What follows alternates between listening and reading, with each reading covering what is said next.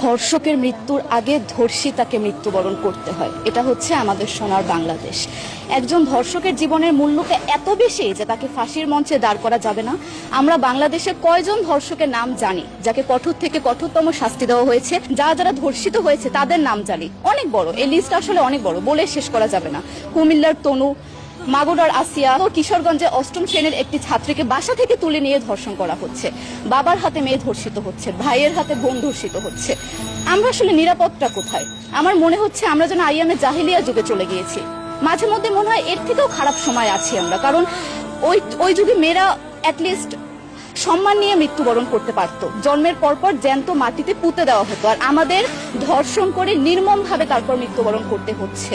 যদি সরকার আমাদের ওই নিরাপত্তা নাই দিতে পারে, তাহলে সরকারের কাছে আমাদের অনুরোধ, আমাদের জ্যান্ত মাটিতে পুঁতে দেখ। আমরা বেঁচে থাকতে চাই না, আমরা সম্মান নিয়ে মৃত্যুবরণ করতে চাই।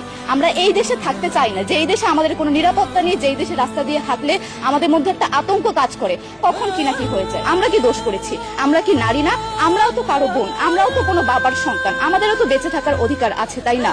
কিছু হলে মেয়েদের পোশাকের দোষ দেওয়া হয়। আমার কাছে প্রশ্ন, একটা 8 বছরের শিশুর মধ্যে এরকম কি থাকতে পারে যেটা একটা পুরুষকে অ্যাট্রাক্ট করবে, যেটা একটা পুরুষকে সিরিয়াস করবে?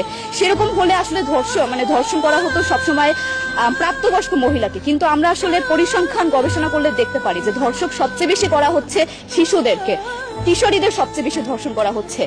দৃষ্টিভঙ্গি পরিবর্তন করুন, চিন্তা ভাবনা পরিবর্তন করুন, ধর্ষকদের আইনের আওতায় আনুন, আমাদের হাতে তুলে দেন। আমরা নিজেদের হাতে শাস্তি দিয়ে দিতে পারবো, এই সাহস আমাদের মধ্যে আছে। বেঁচে থাকার জন্য আমাদের যতটা কঠিন হতে হবে, আমরা কঠিন হওয়ার জন্য প্রস্তুত আছি। আমরা ফাঁসি চাই, ধর্ষকদের কঠোর থেকে কঠোরতম শাস্তি চাই। যতদিন না পর্যন্ত ফাঁসি দেওয়া হবে, যতদিন না পর্যন্ত ধর্ষকদের শাস্তির ব্যবস্থা করা হবে, আমরা আমাদের আন্দোলন অব্যাহত রাখবো। দরকার হলে আমরা শিক্ষা প্রতিষ্ঠান বন্ধ করে দিব, তবুও আমরা থামবো না।